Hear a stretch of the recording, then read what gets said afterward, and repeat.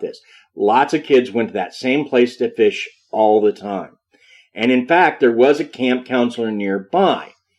Mm-hmm. And it was time to head back to join the others. The counselor got him, and they went to walking back to the camp, and literally, Bobby was right behind him. Mm-hmm. And then suddenly the guy couldn't hear him anymore, so he turns around, Bobby is gone. Mm-hmm.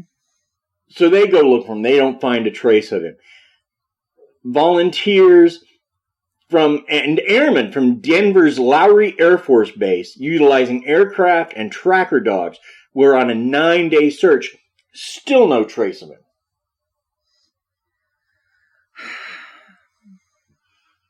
What's with these last episodes and you trying to make us cry? I'm not trying to make anybody cry. I'm just pointing out this is what happened. Now, one vacationing doctor swore he had seen Bizup a full 15 miles away in a hardware store at Estes Park.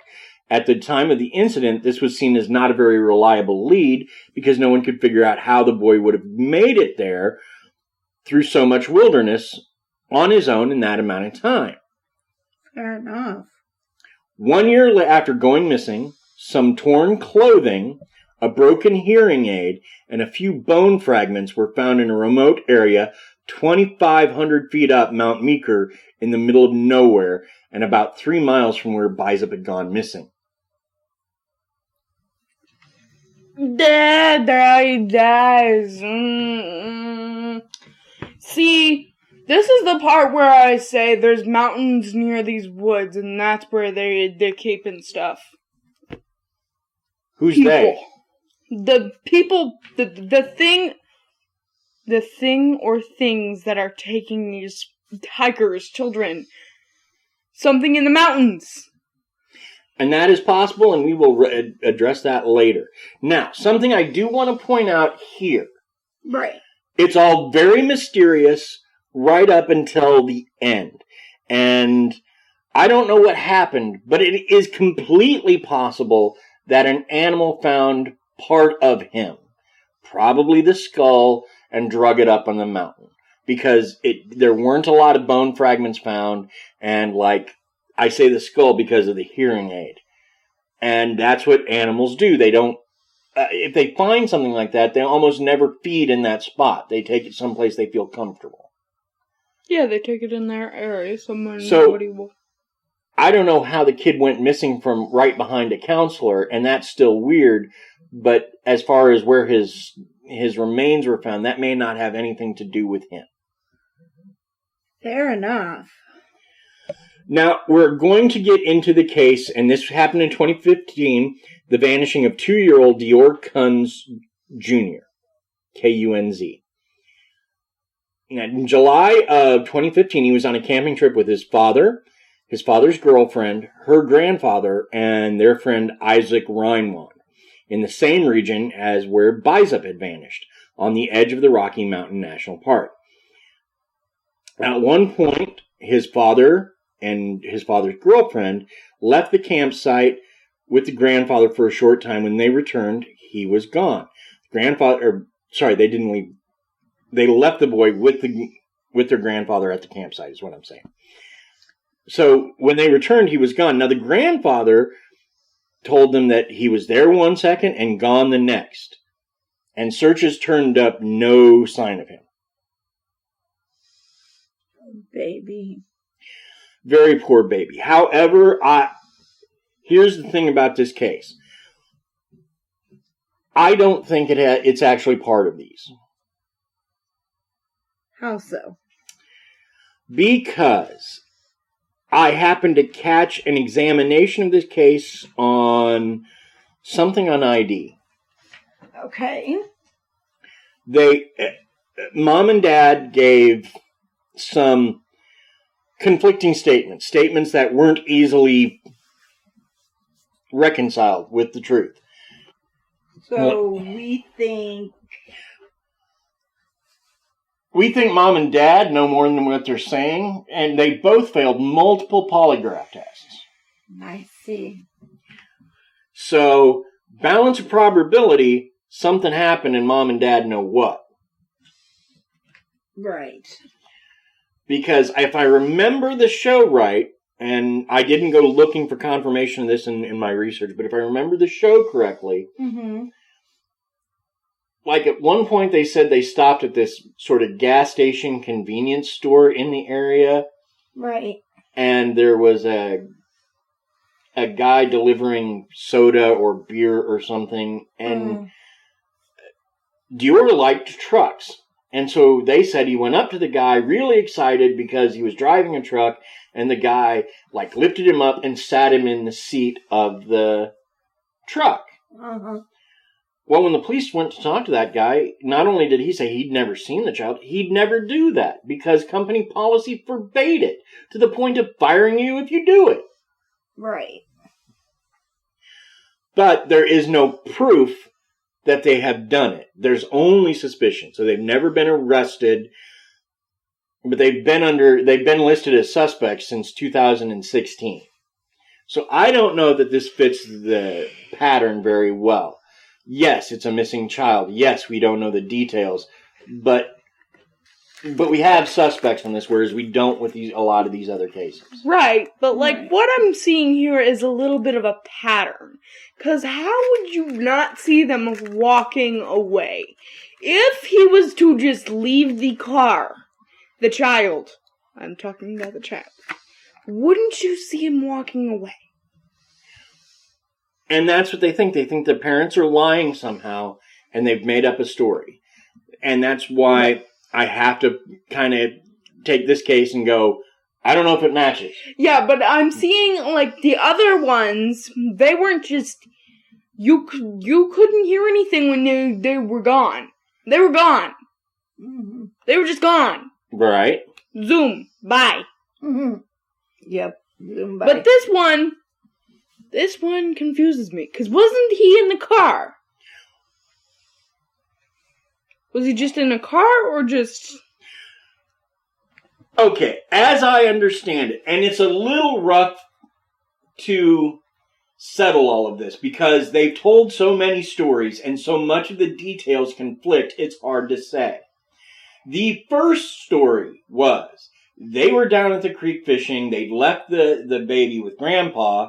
Grandpa was watching him. Now, Grandpa wasn't real mobile. He was on oxygen. He didn't go very far, but he liked to be outdoors. So he's sitting in a chair, watching him play with his trucks or whatever, and then he looked away and he looked back, the kid was gone. Another story gives the same situation, but that Grandpa thought the baby was with the couple thought the baby was with Grandpa, and they didn't realize there was a problem until they all got back together. But then they gave another story about how they had left that morning to get gas in the car, and it took them an hour to find a gas station in this town. Well, the town is an eye blip in the middle of the road. Mm-hmm. It doesn't take you an hour to go from one side to the other of this town. So, like I said, it's hard to say what happened. All right, so it's basically just outdoorsy. Yeah. All right, so you would still hear footsteps because nothing we do, everything I do makes sound. Right. No matter what I do. Like if I just set that down, that made sound. That makes sound. That makes sound. It may not be a loud sound, but you can still hear it. Right, and I would say most of these cases you're absolutely right. It's like these people just vanished. And we will get into some very weird ones. I'm just saying that this particular one, I don't know. Just because I have to be honest, if we're going to present things that are mysterious, when I see something that I think may not be as mysterious as everything else, I have to say, time out, you got to know this about this particular case. And I'm doing that here because, like I said, the other cases we don't have parents who have failed polygraph tests or friends who have told multiple stories of how the person disappeared. Right. Right. So I'm just saying, this case, We have to give it the side eye a little bit. We have to take it with a grain of salt, as my mother used to say. We have to kind of judge it. We got to be judgy with it. We got to give it that look with it. I'm judging you. I'm judging you. We have to give it a little bit of, things that make you say, Right. Now, I've got a better story for you, but it's going to sound at first like the same story, kind of. But it's a better story, I promise you. Okay. This is the case of 2-year-old Keith Parkins, who in 1952 was visiting Ritter, Oregon, staying with his grandfather on a rural remote ranch. This area was surrounded by forest, but Keith was allowed to play out in the yard because Grandpa could just pop open the curtain and see him, which he did often. And the boy liked to play outside. At 2? At 2. I mean, I know it's the 50s, but dang! Anyway, go ahead. At one point, Grandfather popped open the window to take a look outside. Boy's gone. And he'd just seen him minutes before. And he's not in eye shot anywhere. So immediately he starts looking, and he calls, anybody he can, and people come and look. And there's massive panic because it was frigid bad weather that night, and they didn't think a young boy would be able to survive. When nightfall came, little Keith Parkins still hadn't been found, and it was considered puzzling that he could have gotten so far so quickly with no trace whatsoever.